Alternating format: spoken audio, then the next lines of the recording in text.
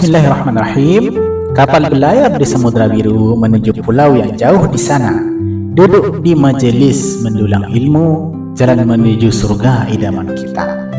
Bunga melati harum mewangi, mekar indah di pagi hari. Assalamualaikum pembuka janji, salam hormat dari lubuk hati. Assalamualaikum warahmatullahi wabarakatuh. Innal hamdalillah nahmaduhu wa nasta'inuhu wa nastaghfiruh. Wa na'udzu billahi min syururi anfusina wa min sayyiati a'malina man yahdihillahu fala mudilla lahu wa man yudlil fala hadiya lahu. Asyhadu an la ilaha illallah wahdahu la syarika lah, asyhadu anna Muhammadan 'abduhu wa rasuluh, la nabiyya wa la rasula ba'da, amma ba'du. Yang saya muliakan para alim ulama, para asatiz, tokoh-tokoh masyarakat, bapak-bapak, ibu-ibu, serta seluruh jamaah yang Allah muliakan, yang dirahmati oleh Allah Subhanahu wa taala. Segala puji dan syukur tidak henti kita panjatkan kehadirat Allah Subhanahu wa taala, Tuhan semesta alam. Allah lah yang telah menganugerahkan kepada kita 3 nikmat terbesar dalam hidup ini, Bapak Ibu. Nikmat iman, nikmat Islam, nikmat kesempatan untuk bisa menghadiri, mendengarkan kajian keilmuan yang penuh keberkahan ini, insyaallah. Semoga hati kita menjadi lebih lapang, lebih lembut, dan lebih dekat kepada Allah Subhanahu wa taala, lebih taat, lebih semangat, dan lebih sukses nantinya, insyaallah. Salawat serta salam semoga senantiasa tercurah kepada baginda kita, junjungan alam Nabi besar Muhammad SAW, tauladan paling agung yang mengajarkan kita cara menjalani hidup, dan pada saat yang sama juga mengajarkan cara mempersiapkan diri untuk menjalani kehidupan kita setelah di dunia ini, yaitu setelah kematian. Beliaulah sosok yang sangat luar biasa, sosok yang setiap sabdanya adalah cahaya, setiap gerakan beliau adalah hikmah, dan setiap diam beliau adalah pelajaran yang sangat indah. Nah, saudaraku jemaah yang dirahmati Allah Subhanahu wa taala, izinkan saya memulai kajian kita pada kali ini dengan sebuah pantun sederhana khas budaya kita. Pergi ke pasar beli kangkung, pulangnya mampir ke toko emas. Jodoh, rezeki, maut tak terhitung, 3 misteri yang membuat cemas. Masya Allah, betul ya? 3 hal ini, jodoh, rezeki, dan kematian, adalah misteri besar yang Allah sembunyikan dari pengetahuan manusia. Dan justru karena itulah ia menggetarkan hati, membuat kita merenung, bahkan kadang membuat kita gelisah, saudara. Nah, para ulama menjelaskan bahwa dalam konsep takdir terdapat 2 bagian besar. Ada takdir yang disebut dengan takdir mu'allaq, ada yang kedua takdir mubram. Apa itu takdir mu'allaq? Takdir mu'allaq adalah takdir yang masih bergantung pada doa dan ikhtiar. Nah, contohnya seperti apa? Kesuksesan dalam ujian, kelancaran usaha, keberhasilan dalam pekerjaan, atau bertemunya seseorang dengan jodohnya. Di sini manusia diminta untuk berusaha. Nah, itulah mu'allaq, yang terikat dan tergantung dengan doa dan ikhtiar. Nah, kemudian yang kedua takdir mubram, takdir mutlak yang tidak bisa diubah dengan cara apapun. Nah, ini suatu hal yang pasti. Nah, dan di sini para ulama telah sepakat bahwa takdir mubram itu ada 3, seperti yaitu jodoh, rezeki, dan kematian. Nah, 3 hal ini termasuk dalam ketetapan Allah yang pasti terjadi pada waktu yang sudah ditentukan oleh Allah Subhanahu wa taala. Saudaraku jemaah yang dirahmati Allah Subhanahu wa taala. Nah, walaupun 3 hal ini sudah menjadi ketetapan, itu bukan berarti kita hanya berdiam diri menunggu atau tidak melakukan apa-apa. Ustaz, itu kan sudah pasti, Ustaz. Nah, kenapa kita harus berbuat sesuatu? Tidak begitu. Dan kita bukan berarti menyerah begitu saja. Nah, di sini para ulama kita mengajarkan misteri itu bukan untuk kita takuti, tetapi untuk menguatkan keimanan kita. Kenapa menjadi misteri? Karena jodoh yang misteri mendorong kita memperbaiki akhlak, ya enggak? Rezeki yang misteri mendorong kita bersungguh-sungguh bekerja. Kematian yang misteri mendorong kita memperbanyak amal soleh. Nah, tugas kita bukan meratapi ketidaktahuan akan takdir, tetapi menjadikan misteri ini sebagai bahan bakar keimanan kita, agar kita lebih dekat kepada Allah, agar kita lebih rajin berdoa, agar kita lebih giat berikhtiar, dan agar kita lebih siap menghadapi apapun ketetapan Allah Subhanahu wa taala. Allahu akbar. Nah, saudaraku yang dirahmati Allah Subhanahu wa taala. Nah, semoga pada kajian kita kali ini dapat menambah wawasan kita, keilmuan kita, dan menguatkan hati kita, menyenangkan jiwa kita, dan membuka pintu-pintu keberkahan bagi kita semua. Amin amin ya rabbal alamin. Nah, kita bahas satu-satu ya. Yang pertama yaitu tentang misteri jodoh.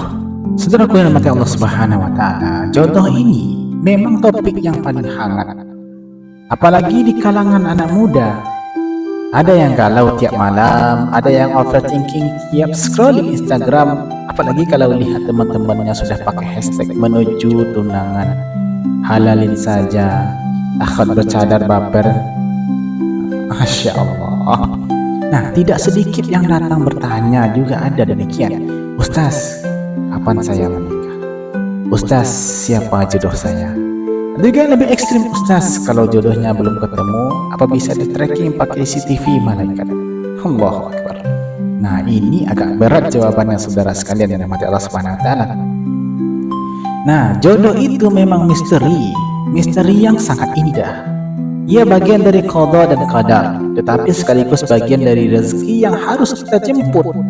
Para ulama kita telah mengatakan demikian, jodoh itu bukan hanya soal siapa yang kita dapatkan, tapi bagaimana kita memantaskan diri untuk layak mendapatkannya.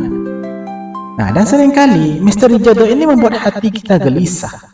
Ada yang takut tidak kebagian, ada yang takut ketemu orang yang salah, ada yang takut patah hati lagi, dan ada yang sudah capek karena diperkenalkan terus, tapi kok yang datang begini semua ya Ustaz. Allahu akbar. Masya Allah. Namun ketahuilah saudaraku jemaah yang Allah Subhanahu wa taala, jodoh itu tidak pernah terlambat. Pertama, yang kedua tidak pernah tersesat, tiga tidak akan tertukar. Ya, barangkali yang tertukar itu ya biasanya sendal di masjid, ya bukan jodoh. Allah, mari kita dengarkan apa yang disampaikan oleh para ulama kita.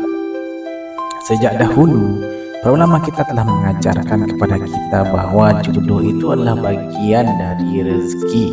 Ya, ini perlu kita pahami. Ia sudah ditetapkan oleh Allah sejak sebelum kita lahir. Namun bukan berarti kita boleh pasif dan hanya menunggu.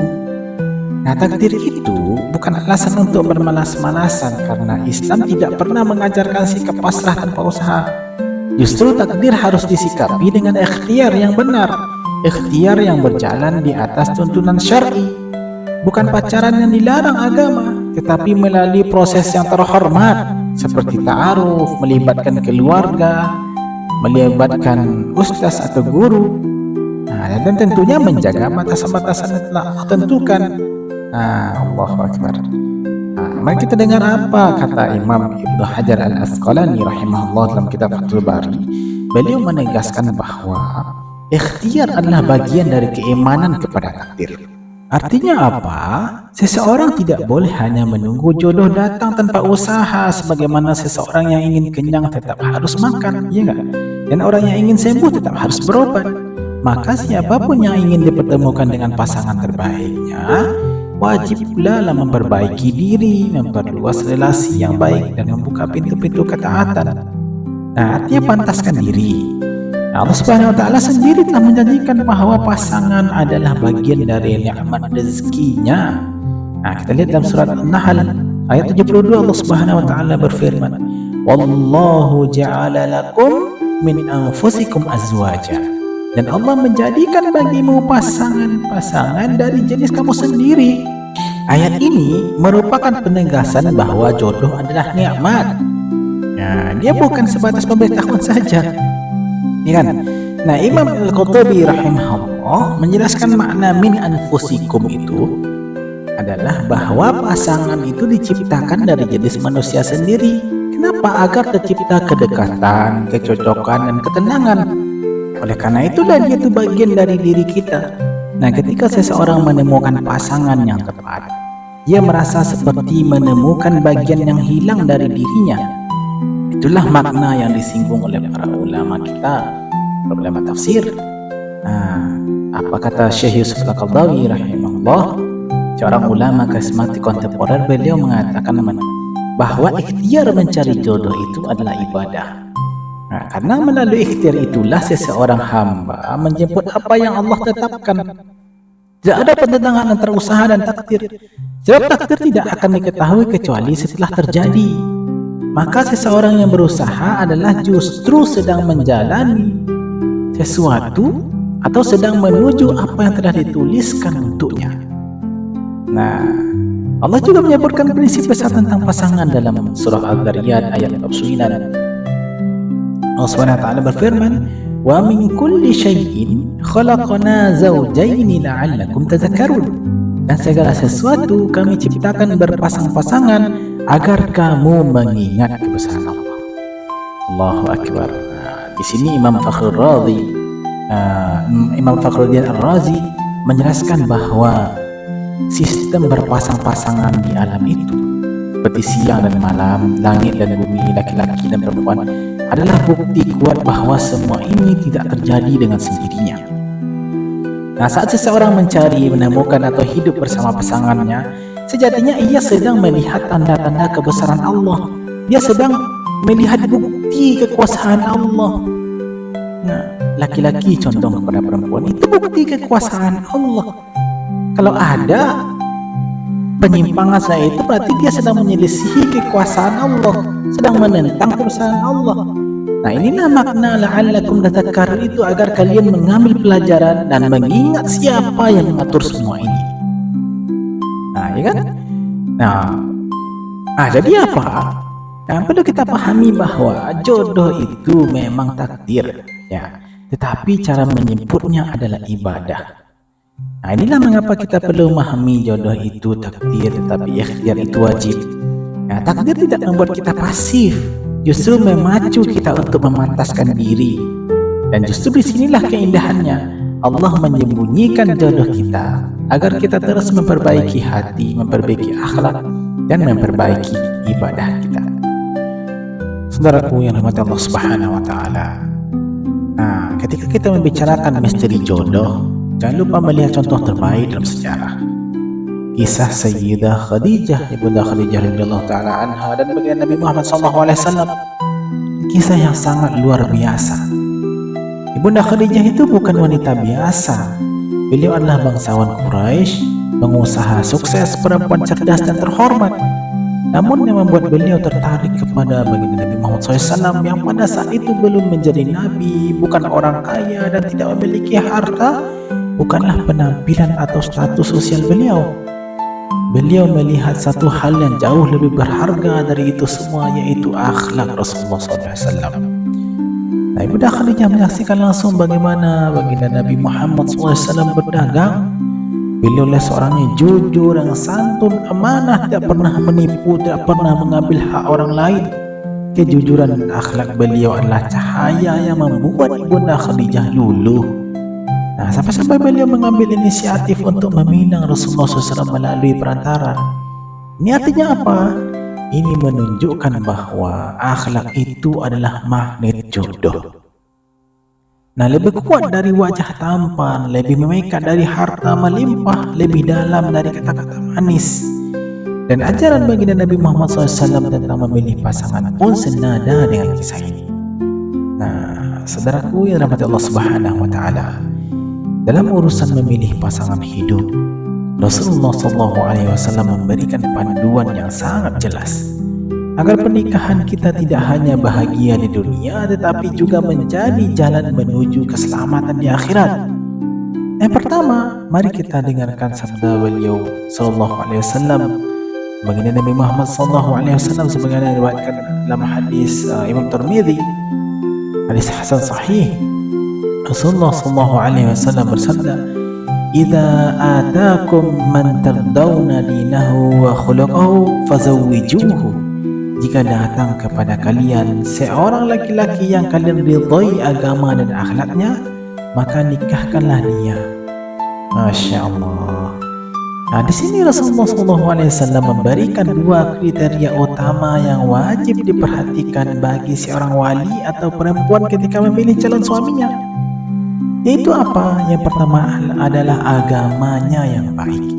Bagus agamanya.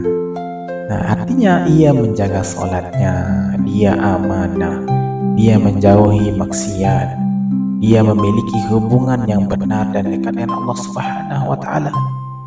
Nah, kemudian yang kedua yaitu akhlaknya mulia, sopan santun, bertanggung jawab, penyayang, tidak kasar, mampu menjaga lisan dan perasaan pasangannya. Nah, perhatikanlah jemaah yang dirahmati Allah Subhanahu wa taala. Rasulullah SAW tidak mengatakan jika datang laki-laki yang kaya, atau jika datang laki-laki yang ganteng, atau jika datang laki-laki dari keluarga terpandang. Rasulullah SAW tidak mengatakan itu. Nah, yang disebut justru agama dan akhlaknya. Rasulullah SAW menekankan agama dan akhlaknya, karena hanya dua hal ini yang benar-benar menjadi pondasi kebahagiaan rumah tangga itu. Subhanallah. Nah, itu bagi yang mencari pasangan laki-laki dan menantu laki-laki ya, wali. Nah, lalu kemudian bagi laki-laki yang mencari pasangan, yang mencari istri, Rasulullah SAW juga memberikan panduan. Dalam hadis sahih riwayat Imam Bukhari dan Imam Muslim, Rasulullah SAW bersabda, "Tunkahul mar'atu li arba', limaliha, walihasabiha, walijamaliha, walidiniha, fadhfar bidzatid din taribat yadaka." Rasulullah SAW bersabda, wanita itu dinikahi karena ada 4 hal. Yang pertama karena hartanya, kemudian karena keturunannya, kemudian karena kecantikannya, kemudian keempat yang karena agamanya.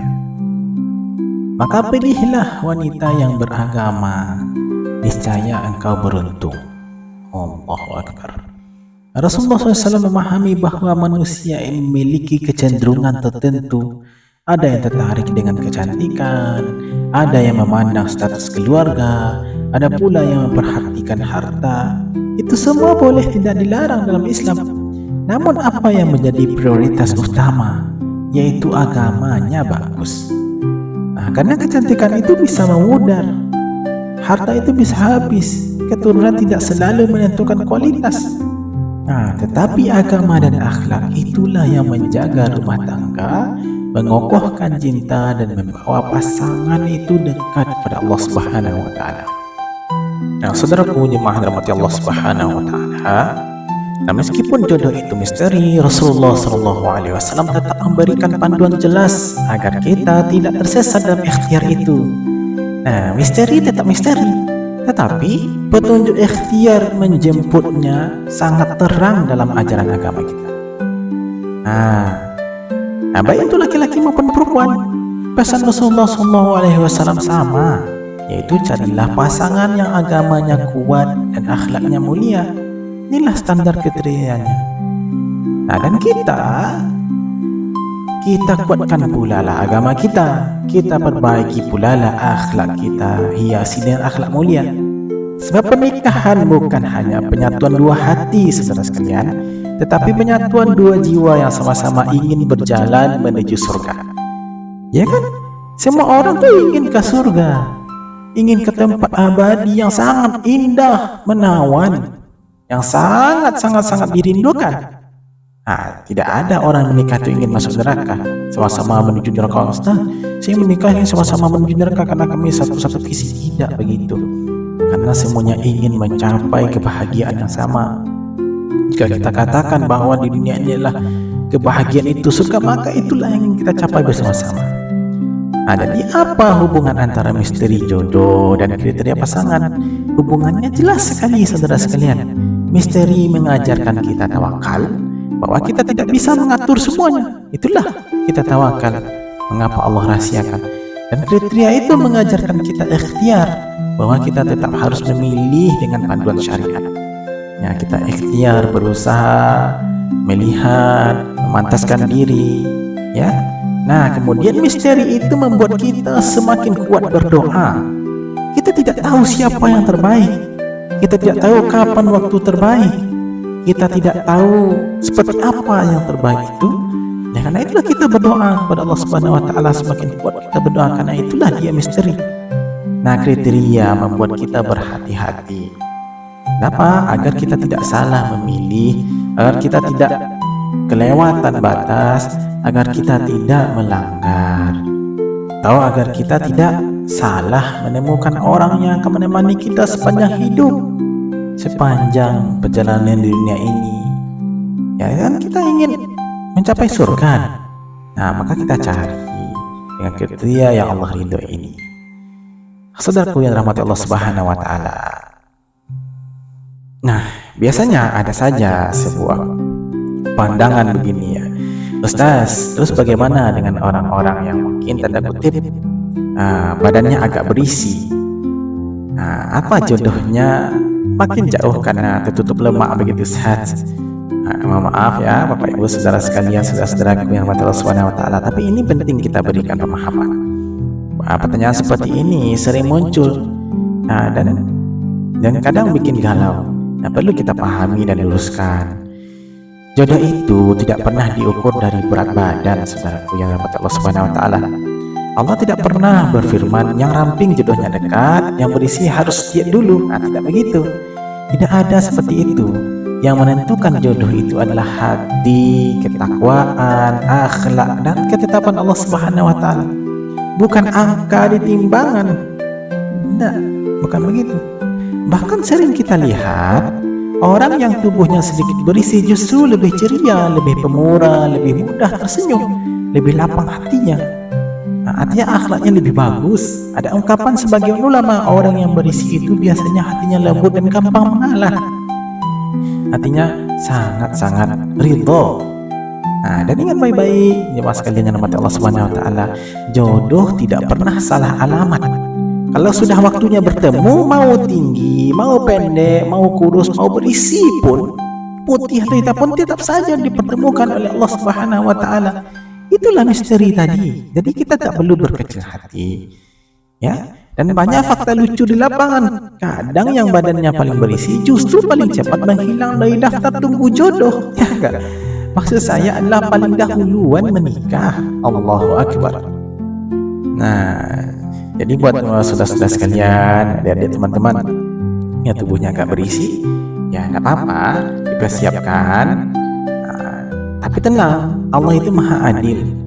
Berat badan boleh naik, tapi rezeki dan jodoh tetap turun sesuai takdir Allah Subhanahu wa taala. Yang penting apa? Yang penting perbaiki akhlak, tambah ibadah, jaga kesehatan, terus berikhtiar dengan cara yang halal.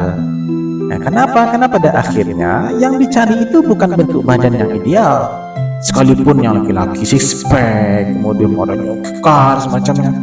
Tidak, yang cari itu bagaimana dia bisa mengayomi, bagaimana nanti dia bisa bertanggung jawab, akhlaknya. Nah, itulah pasangan yang setia dan bisa bersama menuju surga. Itulah yang dicari, yang ideal itu. Oke, bisa dipahami ya? Nah, pertanyaan ini sudah kita bahas. Jadi tidak perlu berkecil hati, insya Allah. Datang sesuai dengan waktu yang Allah kehendaki. Kita meyakini itu, makanya kuatkan doa, kita pantaskan diri semampu kita. Allahu Akbar. Nah, sekarang kita lanjut ke bagian kedua, yaitu misteri rezeki. Saudara-saudaraku jemaah sekalian yang dirahmati Allah Subhanahu wa taala. Misteri kedua adalah rezeki. Setelah kita tadi membahas tentang jodoh ya. Nah, ini misteri yang kedua, ini sangat menarik nih. Ini yang sering bikin jidat kita berkerut ya, terutama menjelang akhir bulan, Masya Allah. Para suami pasti kan pusing. Allah, gimana nih? Ada yang gajinya sudah datang tapi hilangnya lebih cepat dari sinyal wifi saat hujan. Ada nggak seperti itu? Nah, ada yang baru terima gaji tanggal 1, tanggal 2 tinggal berbelanja doang. Masya Allah, inilah misteri rezeki yang luar biasa, saudaraku jemaah Allah Subhanahu wa taala. Nah, jadi rezeki itu menurut para ulama luas sekali, jemaah sekalian. Nah, para ulama kita telah mengajarkan kepada kita, berikan pemahaman yang ideal bahwa rezeki itu tidak sebatas yang ada di dompet kita atau uang yang ada terselip di dompet kita atau saldo di rekening. Itu tidak sebatas itu rezeki. Nah, rezeki itu luas sekali. Kesehatan yang kita rasakan hari ini itu adalah rezeki. Anak yang solih dan solihah, yang taat pada Allah, rajin ibadah, itu adalah rezeki. Udara yang kita hirup itu adalah rezeki. Kemampuan untuk bangun, berjalan, bekerja, beraktivitas, semua itu adalah rezeki dari Allah Subhanahu wa taala. Nah, ini yang para ulama kita ajarkan kepada kita. Nah, apa kata Imam Ibnul Qayyim rahimahullah, Qayyim al-Jauziyah rahimahullah, pernah menenangkan hati kita dengan sebuah kalimat emas yang sangat luar biasa. Apa kata beliau? Rezekimu sudah Allah tentukan, tidak akan diambil oleh orang lain, maka tenangkanlah hatimu, jangan terlalu risau. Rezeki itu Allah tentukan buat kita. Nah, indah sekali kalimat beliau.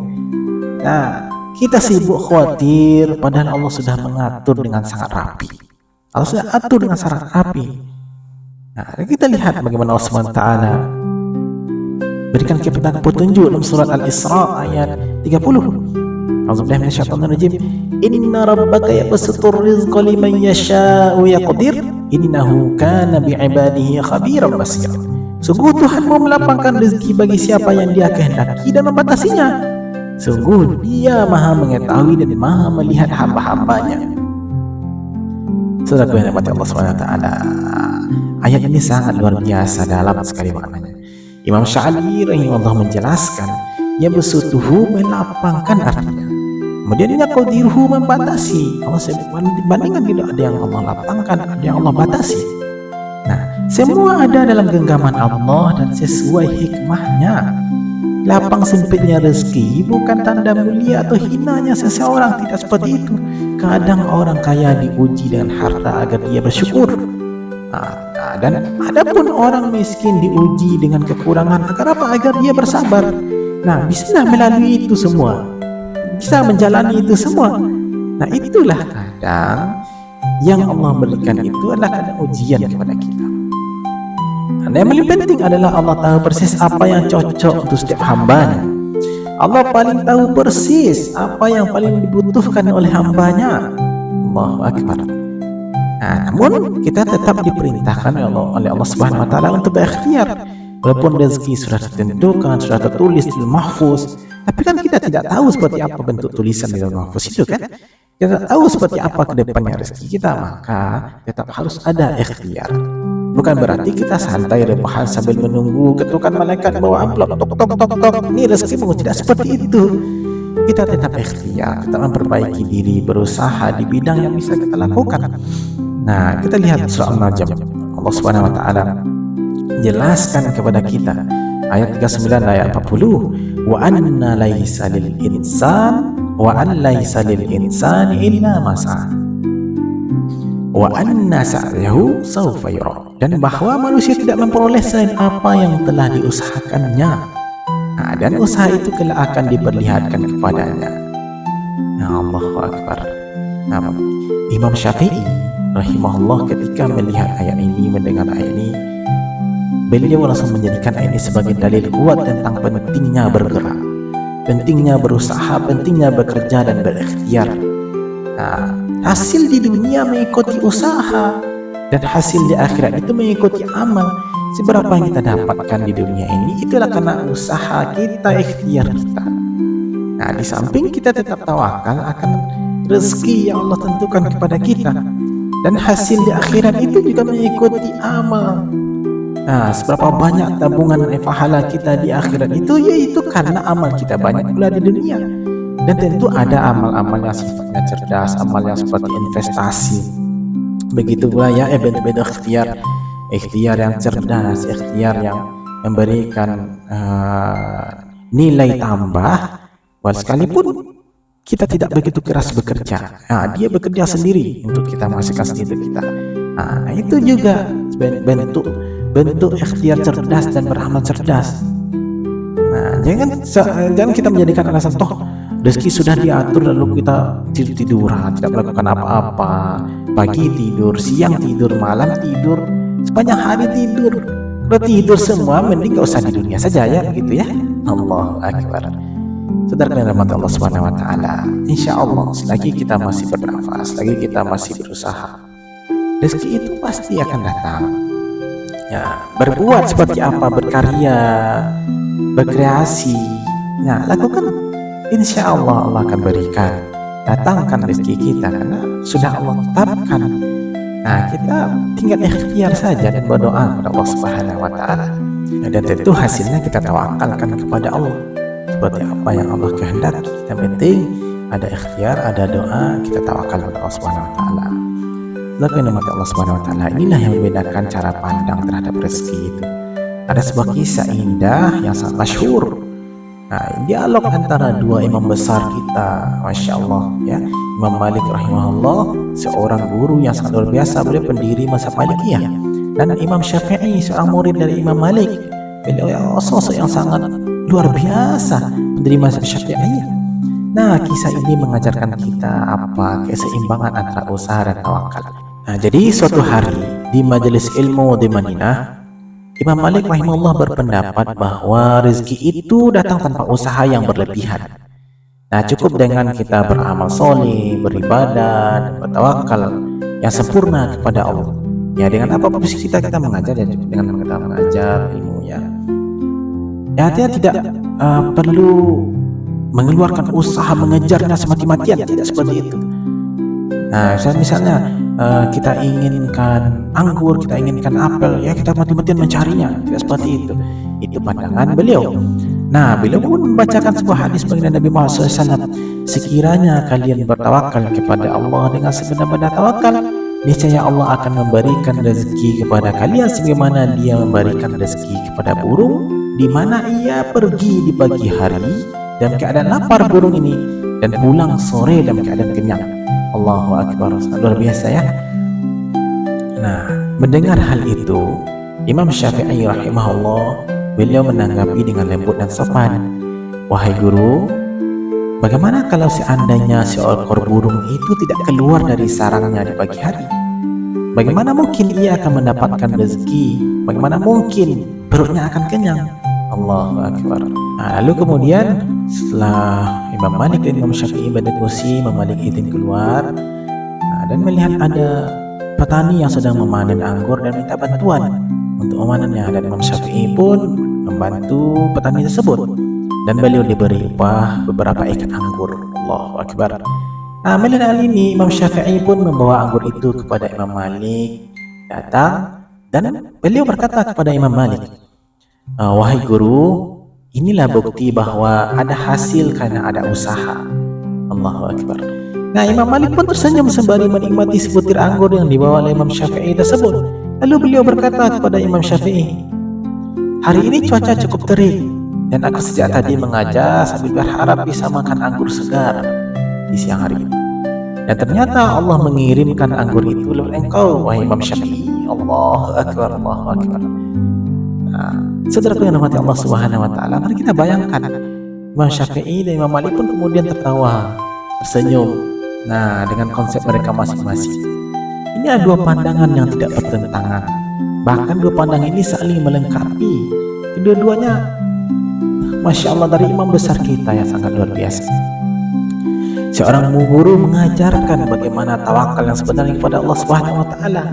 Nah, dan seorang murid yang memberikan contohan betapa pentingnya pula usaha itu, ikhtiar itu. Ini sudah yang dirahmati Allah Subhanahu wa taala. Nah, kalau hanya tawakal tanpa usaha, nah itu disebut dengan malas. Kalau usaha tanpa tawakal, nah itu disebut sombong. Nah, kalau usaha dan tawakal digabung, itulah iman yang sempurna itu. Nah, seperti burung tadi, keimanan yang sempurnanya dia keluar, nah dengan perut kosong, boleh kembali perut kenyang. Ya bahasanya seperti ini, ikhtiar itu kewajiban kita. Hasilnya itu adalah urusan Allah Subhanahu wa taala. Saudaraku yang dirahmati Allah Subhanahu wa taala. Nah, kita telah mengupas misteri tentang jodoh dan rezeki, dua hal yang sering membuat kita gelisah. Namun kini kita masuk pada misteri ketiga, yaitu tentang kematian. Nah, satu-satunya misteri yang tidak mungkin meleset dan tidak mungkin ditunda. Ia pasti datang, seperti janji yang pasti ditepati. Nah, tidak ada makhluk yang luput darinya. Nah, kematian itu adalah gerbang menuju kehidupan abadi. Para ulama menyebut kematian sebagai pintu, bukan akhir. Dia pintu pembuka. Nah, pintu menuju alam baru yang jauh lebih panjang daripada dunia ini.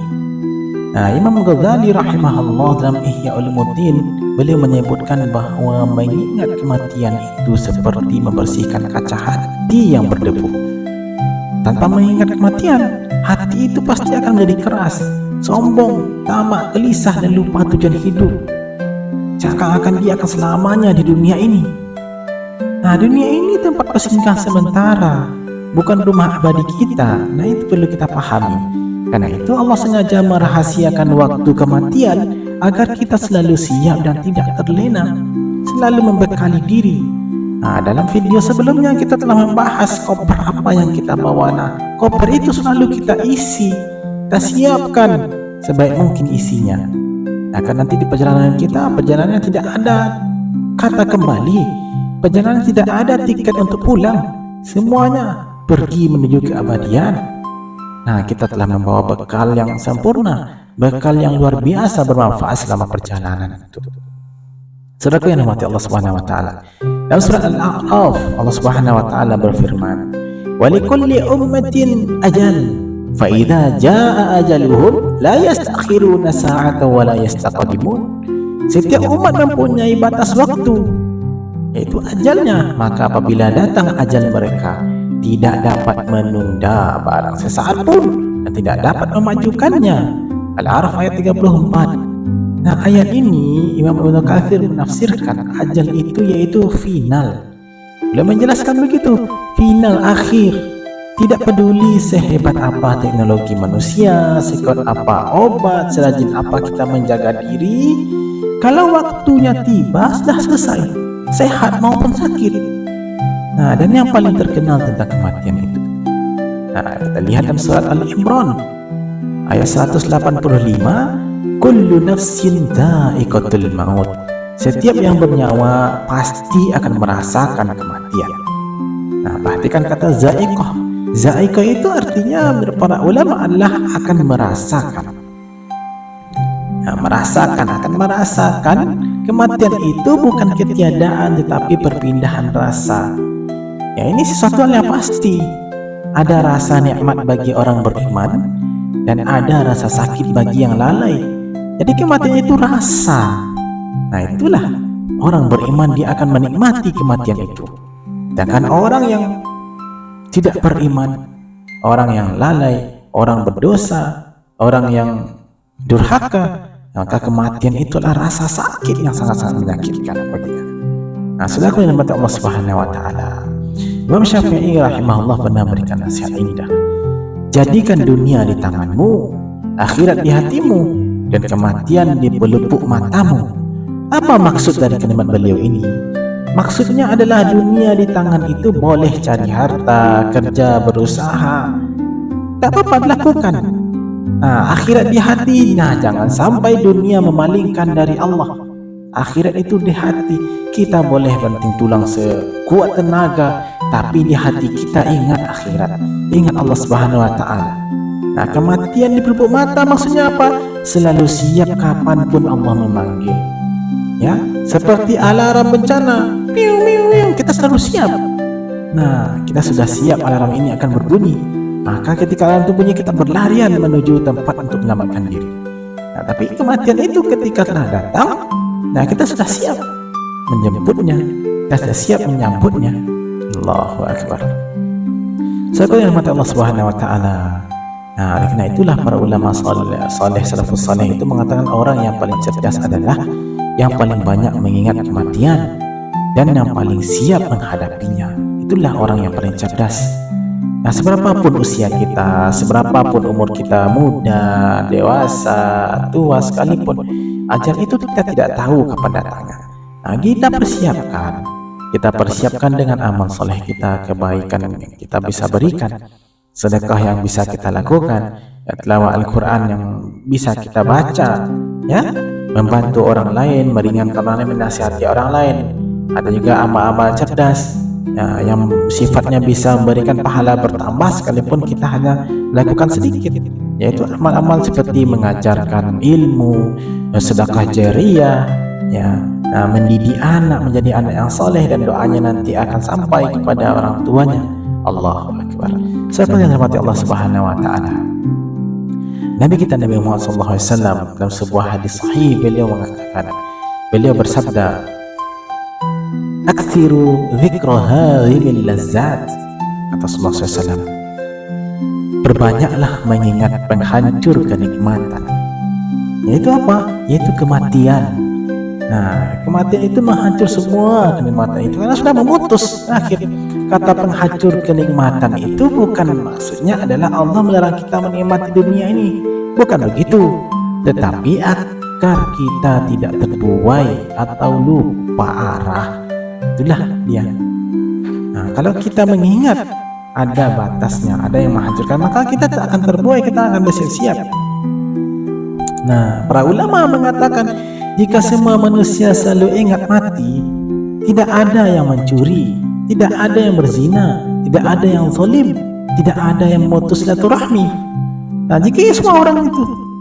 Nah, sekarang kenapa ada orang yang zalim, ada orang yang mencuri, ada orang yang berzina, ada orang yang memutus silaturahmi? Karena orang telah lupa akan datang ajal.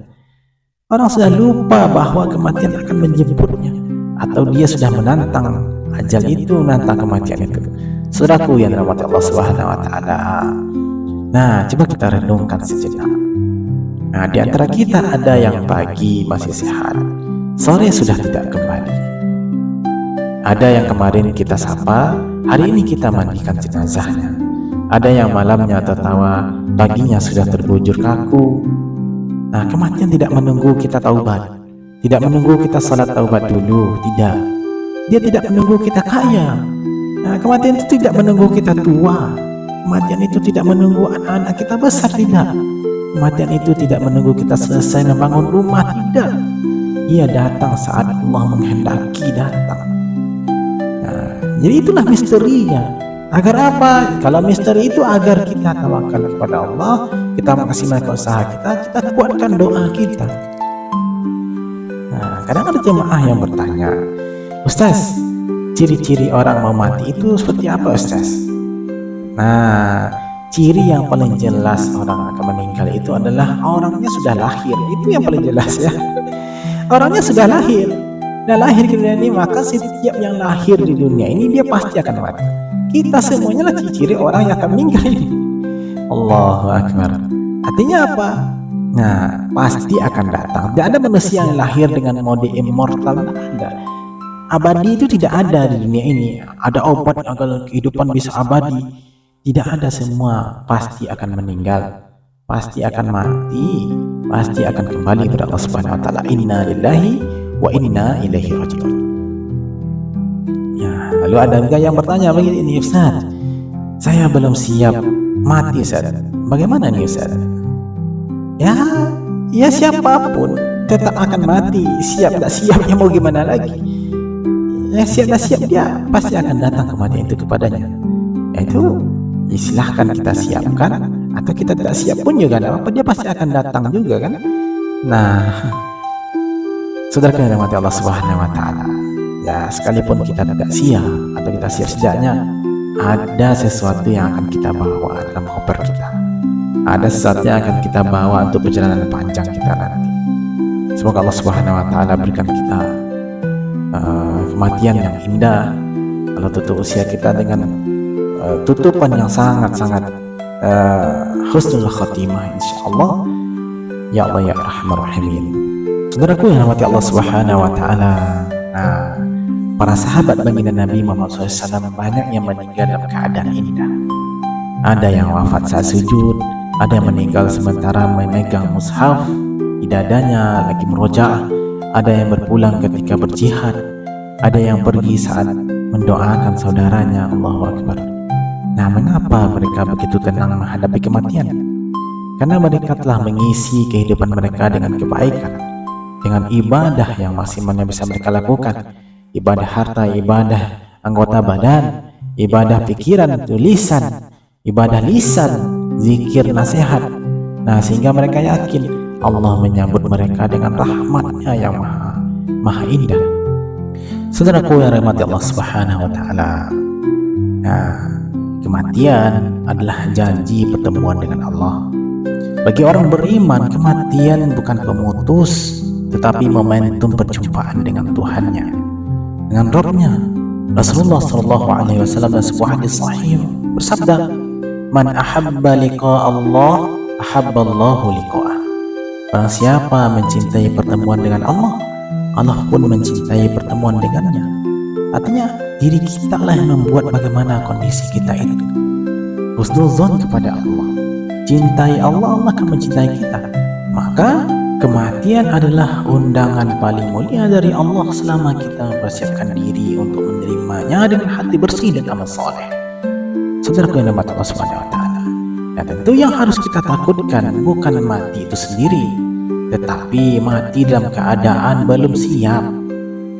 Allah Subhanahu wa Ta'ala mengingatkan surat Al-Imran ayat 102, wala tamutunna illa wa antum muslimun, dan janganlah kalian mati kecuali dalam keadaan Islam, keadaan berserah diri pada Allah. Artinya apa? Yang harus ditakuti adalah keadaan hati kita, bukan momentum kematian itu datang, ajal itu datang. Tidak. Takut jika saat ajal datang iman sedang lemah, takut jika lisan kotor, hati lalai, atau amal berantakan. Nah, ajal itu datang menjemput kita. Saudaraku yang dirahmati Allah SWT. Nah, itulah yang harusnya kita takutkan. Mati saat lalai, mati saat maksiat, mati saat jauh dari Allah. Rasulullah SAW pernah bersabda, "Yab'atsu kullu 'abdin 'ala ma mata 'alaihi." Seseorang akan dibangkitkan sesuai dengan keadaan saat ia meninggal. Allahu Akbar. Karena itu kondisi saat mati itu menentukan bagaimana kita dibangkitkan kelak. Jika akhir hidup kita buruk, bagaimana awal kita di akhirat nanti? Allahu Akbar. Semoga Allah berikan kita husnul khatimah, Allah berikan kepada kita husnul khatimah, kematian yang indah, kematian yang baik, kematian saat berada dalam ketaatan kepada Allah. Saudara yang dirahmati Allah Subhanahu wa Ta'ala, mari kita jadikan seluruh hidup sebagai persiapan menyambut detik terakhir itu. Allah Subhanahu wa Ta'ala surah Az-Zalzalah ayat 78 juga mengingatkan kepada kita, "Faman ya'mal mithqala dzarratin khairan yarah, wa man ya'mal mithqala dzarratin syarran yarah." Barang siapa yang mengerjakan kebaikan seberat atom, ia akan melihatnya. Dan barang siapa yang mengerjakan keburukan seberat atom, ia pun akan melihatnya. Jadi setiap hari adalah latihan bagi kita, setiap detik adalah persiapan bagi kita, dan setiap amal adalah bekal perjalanan pulang kita. Hiasi lisan dengan zikir, hiasi mata kita dengan melihat Al-Quran, pemandangan yang membuat kita tadabbur alam, mengagumi kebesaran kekuasaan Allah Subhanahu wa Ta'ala. Pikiran kita untuk membagikan ilmu, ya, badan kita untuk melaksanakan ibadah soleh, salat, puasa, harta kita untuk sedekah membantu orang lain. Allahu Akbar. Kita tidak tahu kapan itu datang, tapi kita bisa memilih bagaimana cara hidup untuk menyambutnya. Allah Subhanahu wa Ta'ala menegaskan bahwa ajal akan datang tanpa kompromi. Fa idza jaa ajaluhum la yastakhiruna sa'atan wa la yastaqdimun. Apabila ajal mereka telah tiba, mereka tidak dapat mengundurnya dan tidak dapat memajukannya walau sesaat. Al-Quran surat Al-A'raf ayat 34. Karena itu satu-satunya pilihan yang kita punya adalah memperbaiki cara hidup kita, menata hati, memperbanyak taubat, menjaga hubungan dengan Allah. Nah, kualitas diri kita. Nah, saudara yang dirahmati Allah Subhanahu wa Ta'ala, barangkali itu pembahasan kita pada sesi kali ini, misteri tentang jodoh, misteri tentang rezeki, misteri tentang kematian. Nah, namun ada beberapa pertanyaan yang mungkin perlu kita bahas. Yang pertama, terkait jodoh. Kita kan disuruh ikhtiar. Nah, jadi batasan ikhtiar yang syar'i itu seperti apa, Ustaz? Bolehkah kita menggunakan aplikasi biro jodoh online yang sekarang banyak kita temukan? Insyaallah ini pertanyaan yang bagus sekali. Ya, ikhtiar yang syar'i itu adalah usaha yang tidak melanggar syariat. Jadi batasannya jelas. Menghindari khalwat, berdua-duaan tanpa mahram, dan interaksi yang mengarah pada maksiat seperti pacaran. Ya, mengenai aplikasi biro jodoh online, para ulama kontemporer kita membolehkannya asalkan dikelola secara syar'i. Artinya komunikasi diawasi oleh pihak ketiga, admin yang amanah ya, atau wali. Nah, juga data dijaga kerahasiaannya dan tujuannya murni untuk ta'aruf, perkenalan yang cepat menuju pernikahan, bukan untuk coba-coba atau chatting yang tidak bermanfaat ya. Oh, Adinda. Nah, lagi apa? Tidak seperti itu ya. Allahu Akbar. Nah, jika aplikasi itu menjaga batasan ini, insya Allah ikhtiar kita sah secara syar'i.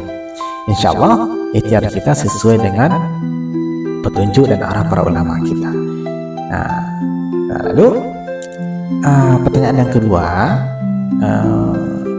tadi kita telah menjelaskan tentang rezeki sudah diatur. Tapi kenapa ada orang yang kerjanya mas-masan tapi kaya raya, sementara yang rajin malah miskin? Nah, di mana letak keadilannya ya Ustaz? Nah, jawabnya ini Masya Allah ya, kita harus pahami dulu bahwa Allah Subhanahu wa Ta'ala itu melapangkan dan membatasi rezeki sesuai kehendaknya. Sesuai dalam surat Al-Isra ayat 30 tadi ya. Nah, pendapat ulama menjelaskan bahwa rezeki lapang atau sempit itu adalah ujian. Ini perlu kita pahami. Orang yang malas tapi kaya sedang diuji dengan istidraj, kenikmatan yang melenakan tapi menjauhkan dari Allah. Ya, dia diuji, dia bersyukur nggak dengan hal itu? Cara dia bersyukur itu ya menggunakan kelapangan dia itu, menggunakan rezeki Allah berikan untuk ketaatan, kebaikan, untuk meningkatkan kualitas dirinya. Nah, itulah bentuk ujiannya.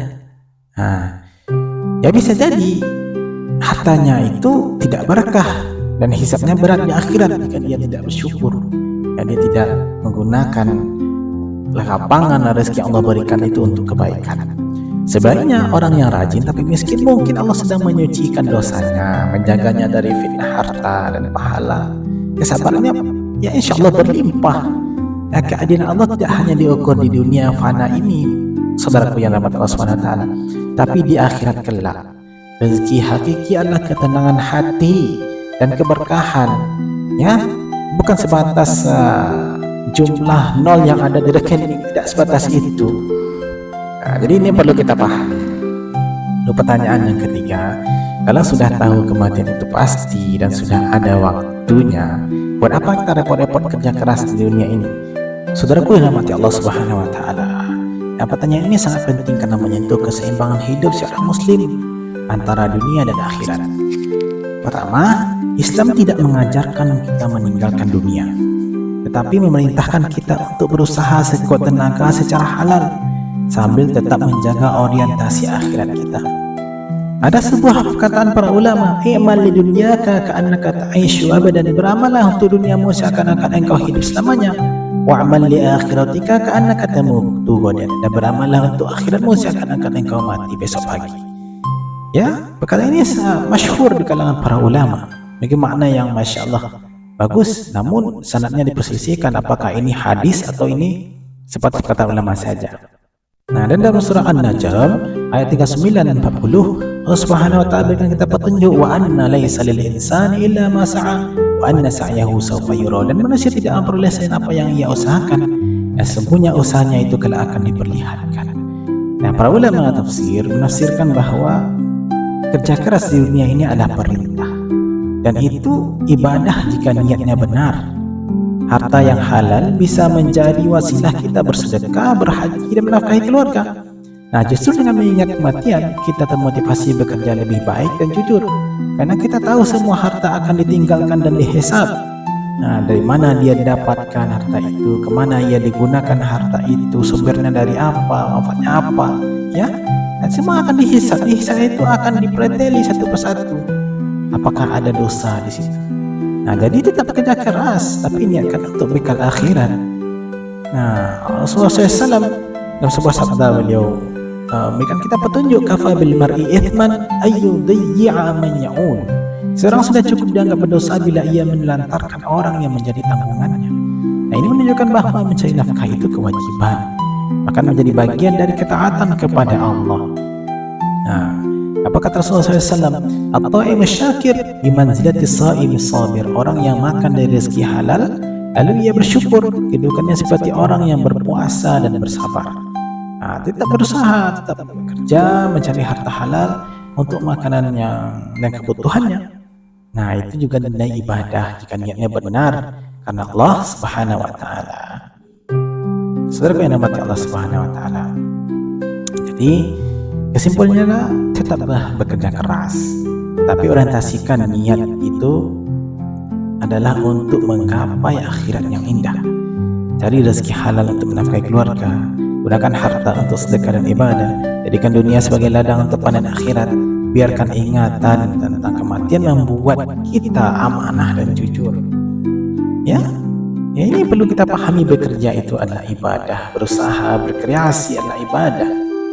Berhenti dari dunia sama sekali bukan ajaran Islam, menjauhi dunia sama sekali bukan ajaran Islam. Ya, bahkan Islam mengajarkan untuk menjadi orang kaya. Kenapa? Agar bisa memberikan banyak manfaat kepada orang lain. Tapi semampu yang bisa kita lakukan dengan cara yang halal. Terus berkreasi, terus berbuat, terus beramal. Insya Allah berikan petunjuk, Allah berikan pahala yang melipat ganda.